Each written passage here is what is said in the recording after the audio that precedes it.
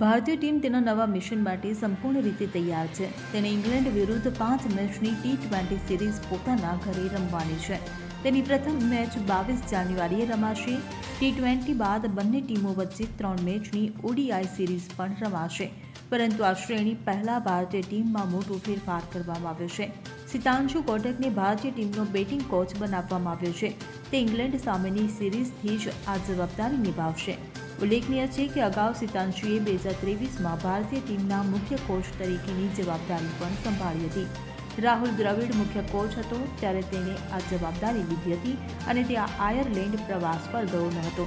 ત્યારબાદ રાહુલ દ્રવિડની ગેરહાજરીમાં સિતાંશુ કોટકને પહેલીવાર ભારતીય ટીમના મુખ્ય કોચની જવાબદારી મળી. આ વખતે તેને બેટિંગ કોચ બનાવવામાં આવ્યો છે. Bureau report CN24 news. હવે જુઓ દેશ દુનિયાની તમામ ખબરો તમારી આંગળીના ટેરવે. ઉઠાવો મોબાઈલ અને Google Play Store પરથી ડાઉનલોડ કરો અમારી CN24 ન્યૂઝ મોબાઈલ એપ.